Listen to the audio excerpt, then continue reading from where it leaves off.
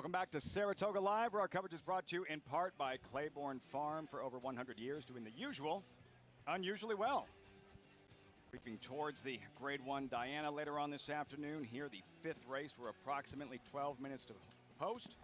And the current favorite, Paperclip, drawn inside. Make the rider Tyler Gaffleone on Paperclip, 5-2. Allowance condition sprint on a good turf course. Fillies and mares 3 and up to Acacia in the paddock.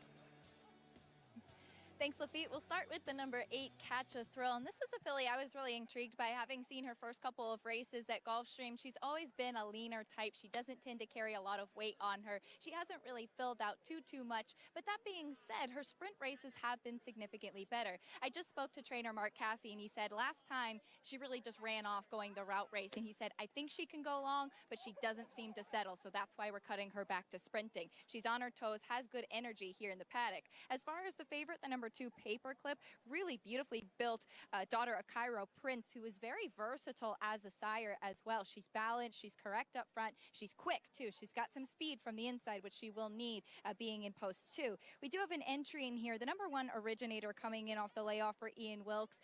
She has the class. She's faced some tough horses. Her last race was Grade 3 Company, but that was back in September. Looking at her here in the flesh, I did think that she might need a race. The number 1, the 1A in here, Noble Freud, a similar kind of deal here off of the layoff. She does look more fit though than the other part of the entry. She too has a lot of speed, dappled from head to toe for trainer Jeremiah Englehart. She is the half to love her dad. So we'll see what she does off the bench, but did want to touch on the 7 Turf War. Speaking of Chad Brown and his hand in the Diana later today, this filly is coming in from Europe for the first time. We've seen Chad have success with this. She's smaller in stature as a typical Euro Warfront look, though again I did think that she might need a race, definitely need to get a little bit more fitness in her off of that layoff, but she does have a sprint look, so we'll see how she does, not having run since October in France. Lafitte. All right, Acacia, Turf War at 5-1. Don't forget bonus coverage from Delaware Park. Bill Mott's Elate in the Delaware Handicap mile and a quarter Grade 2 event. Superstar Elate in the Delaware Handicap a little bit later on. Touched on this opening day, and it's one of my favorite images, Richie, from Saratoga when the horses leave the paddock. It's that proximity from the fans to the stars of our sport, the jockeys and the horses. And I think the people really get into being that close to the horses. It's awesome. You see the kids chasing the jockeys back to the room, asking for goggles, asking for autographs, all part of the summer at Saratoga. The tradition as we go through this post parade, you saw Originator. There's Noble Freud, second half of the entry at 3-1. Second half of the entry, and they're an entry that complement each other, Jonathan. One has speed, one's a closer. Those are the kind of entries you like to see. Favorite Paperclip, Tyler Gaffleone rides, drawn inside for Wesley Ward. Figures are a little bit light, but these Wesley Ward horses break, and this one will break. It's always a thing with Wesley, and so that's always dangerous going 5.5. Number 3, Cash, turf debut for Mark Hennig. Cash has shown a lot of promise, hasn't quite broken through. She gets a little bit nervous around the gate. Last time she had an issue. We got to keep an eye on her as she gets closer. Number 5, I'll Handle the Cash, popped at 12-1 to break her maiden in May at Belmont Park. Yeah, and that goes from a maiden race to winners. That's usually a tough thing to do, but she is 1-for-1 sprinting on the turf. Turf War, Kentucky bred, exclusively raced in France today, her stateside debut. And not running in the best of races over there, but whoever picks out horses for Marty Schwartz in France does a really good job. Catch a Thrill, Belmont winner. Sir Winston connection here, owner Tracy Farmer, trained by Mark Cassie. Broke a bit slow, too, back down in South Florida, and then they tried to stretch out for the Appalachian. Obviously, they think a lot about this filly. Scratch number 9, Our Circle of Love, Helen's Tiger. 2 for 19 lifetime, currently 7-1. Luis Saez in the saddle. Dermot Magner worked on the turf last time. I think she likes the turf. I don't think she really wants to run on the dirt. She's run on the turf 10 times, been in the money 7 times. 7-1, and that completes the field in this post parade for this upcoming 5th race. Allowance condition sprint, the purse $92,000. Fillies and mares 3 and up, sprinting 5.5 furlongs on a good turf course. In the West Point colors, there is a look at Originator. Off the board in her last try, finishing 6th. Chris Landeros, Rich Migliori representing. Chris Landeros, but a strong entry coming in. Here is Originator. Currently, again, that second choice, the entry at 3-1. Yeah, and I like her today. I think that there's enough speed to set up her late run. And these horses don't have to be as dead fit as a lot of other horses because they only run the last quarter of a mile. They give you that one kick. She's by Artie Schiller. That's how he liked to run. I think she's very well meant here. I know it is a concern, Ian Wilkes, off the layoff. Yeah, Ian's not doesn't always send them out there first time. Wants to kind of race them into shape. But this one's really versatile. We were talking off air. Ran well at 5, ran well at 5.5, ran well at 6.5, ran well at a mile. I like versatile horses like that. And how much confidence does that give you, that second place finish in the Coronation Cup, proving that she can and has in the past run well here at Saratoga? Well, you want to see that. This is a horses for courses kind of place. I think she's making an outstanding appearance on the racetrack. Ian does great work.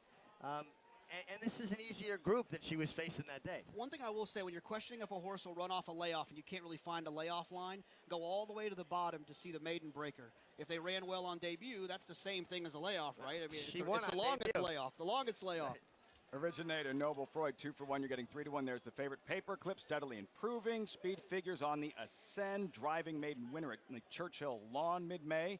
How does she follow up that effort with another W today? Well, I think when you look at horses and you look at the figures were a little bit light, but those were 2-year-old figures, so there's an automatic progression. I've heard a lot of smarter people than me say between 10 and 12 points you could expect from 2 to 3. She didn't really make that jump last time at Churchill, but she ran well enough there. She won that race, and like I said, with a Wesley Ward horse, you would expect that one will be on the front end. Paperclip, 2 to 1. We check in with Acacia. Well, thanks, Lafitte. I'm joined by a very special guest now. This race is named in honor of the gentleman standing next to me, George Santangelo. His son named this race for you for your 80th birthday. Happy birthday, and thanks for spending it with us here. Thank you. We've been coming to Saratoga for 40 years. We love it here. The kids love it here. Our grandchildren love it here. And we just love it, that's all. Do you have any favorite memories from summers in Saratoga? Well, we used to breed and race here, and we bred a horse that came here and beat a 4 to 5 shot owned by the Mellons, and we paid $63 with a $303 exacta, and I'll never forget that one. That was a big one. I can certainly imagine. Now, I understand you have an affinity for New York breds as well. Yes, we bred and breed New York breds in New York, and we love it, and it's a good way to go. It's like owning the New York Yankees, you know? You got your team, and you can be a big guy in a little place. I love it. George, thank you, and happy birthday. Okay, thank you very much. Lafitte. Acacia, thanks so much.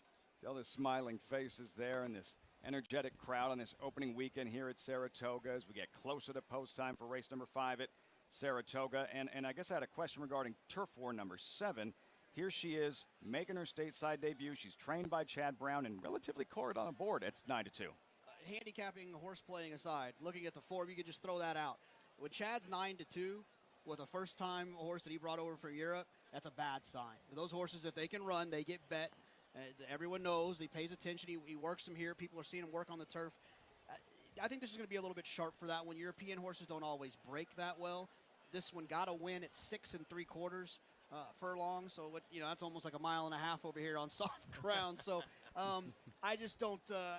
If she was 8 to 5, now we're talking. You're telling me she's not the next sister Charlie or Omarique?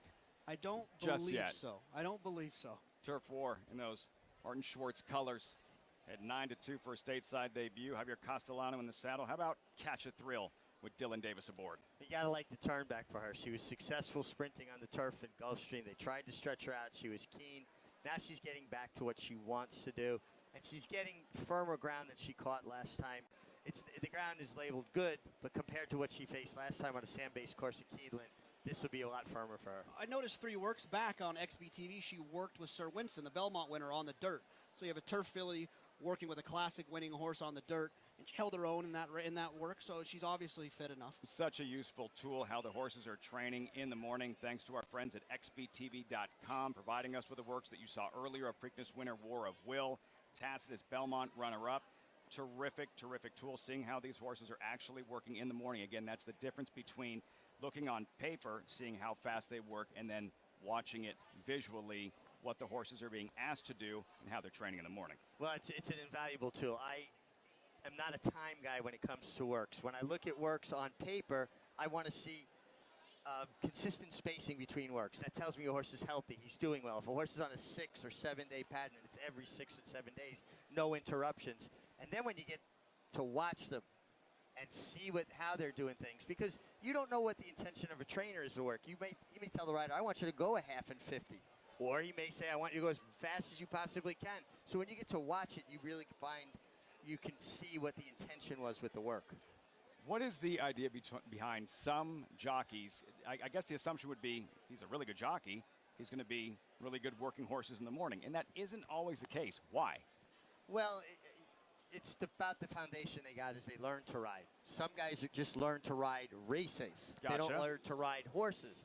And years ago when we came up under contract, and I'm really dating myself, you got on 10, 12 horses a morning. You got to a point where you were working every horse in the barn, and trainers were very specific about the times that they wanted, so you developed a clock in your head, and then you continue to work horse through your career, because it's one thing to have that clock, but you got to keep it tuned.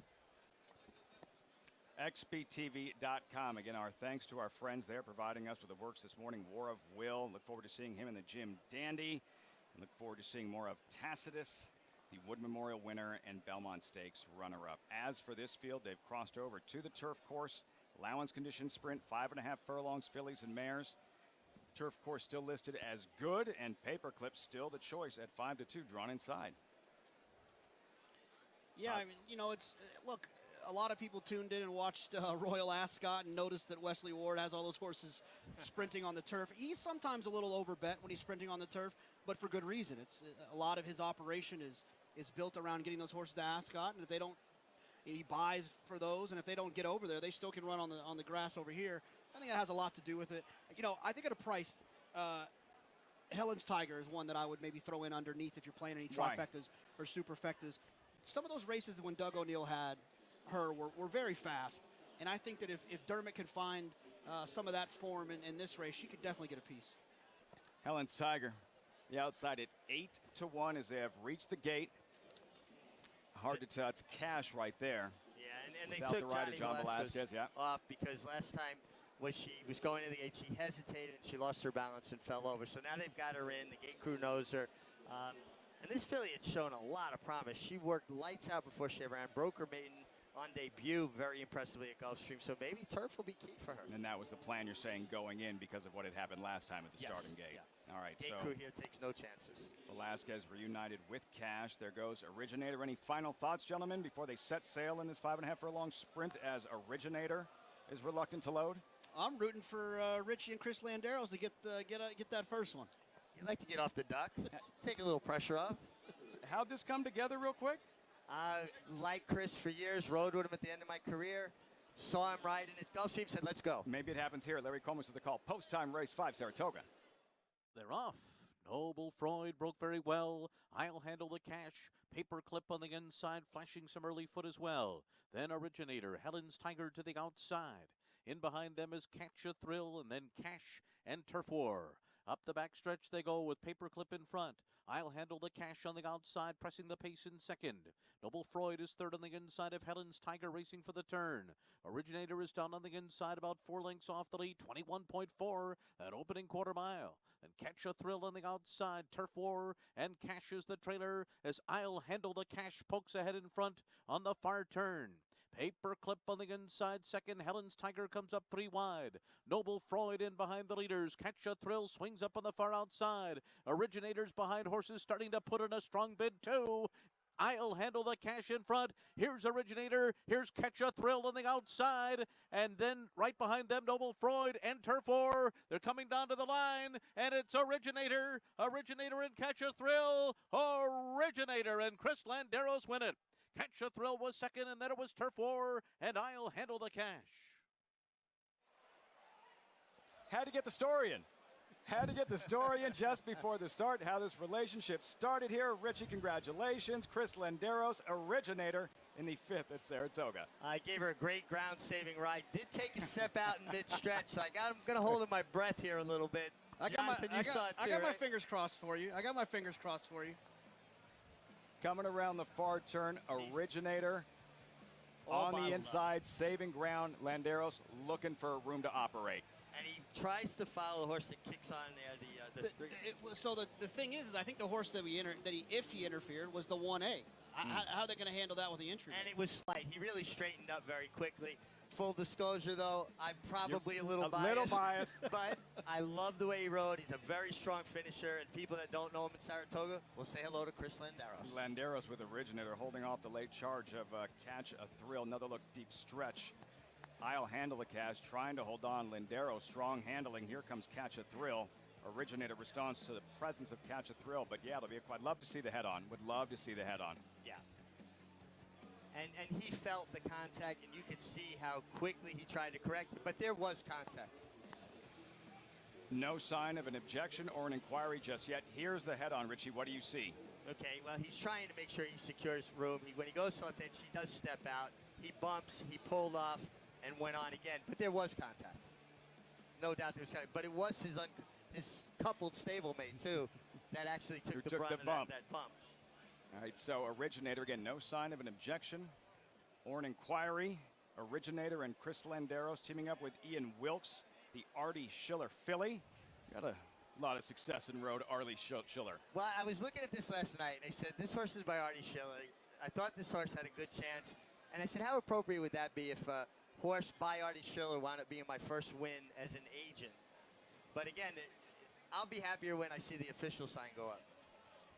We await, again, no sign of an objection or an inquiry. There was the crowding, there was the bumping. See, now the thing that I would worry about is that the 1A did make contact with the horse that wound up second. Did that affect that horse?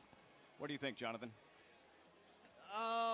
Yeah, I mean, look, there was contact, and the 8 was running at the 1 late. And so, do they feel like there was enough contact? That's the question.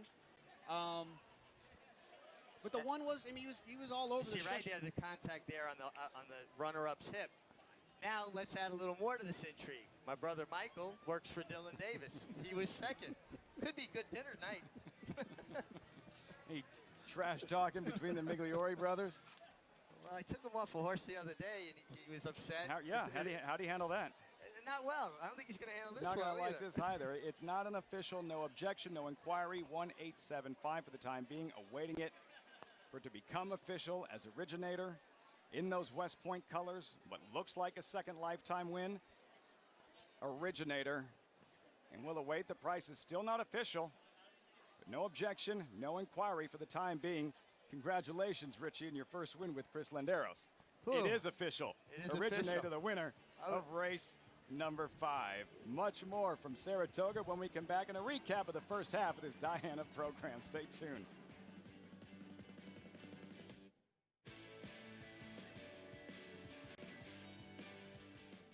Whether you have Derby dreams or Midsummer Derby dreams, this is Tom Durkin to tell you a registered New York bred can take you there. Diversify. That New York bred Exact and the Whitney by multimillionaires Diversify and Mind Your Biscuits shows the kind of quality that allowed New York breds to earn more than $93 million on the world stage last year. On-track successes have spurred New York bred sales result. At the March OBS sale, Chestertown sold for $2 million. And this New York bred 2018 yearling brought $1 million at Saratoga. So get with the program at nybreds.com. Coming on strong. Coming on. Wild About Star shining big here in Berry 1. Feel my love. Here's Bennett to stardom, making her Papa proud. The Star Guitar filly. Oh, why did I wrong? Testing 1, 2. The Star Guitar filly leads Champagne Diva close to home. It's testing 1, 2. Feel my love for you. Coming on strong.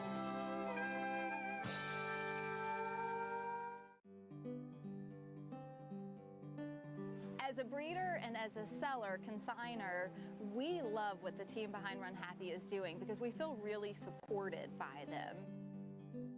It's given us a platform to be able to sell horses by their sire, and it's just really given us a little bit more of awareness, and we appreciate that. Run Happy, standing at Claiborne Farm. Grade 1 winner Lee traveled the world competing against the best of his generation. A graded stakes winner on both dirt and turf, he set a new track record in the Grade 1 Don Handicap and retired with earnings of more than $2.3 million. with yearlings bringing up to $650,000 and his first crop 2-year-old selling up to $430,000, the sky is the limit for this promising young stallion. Lee, standing at Claiborne Farm.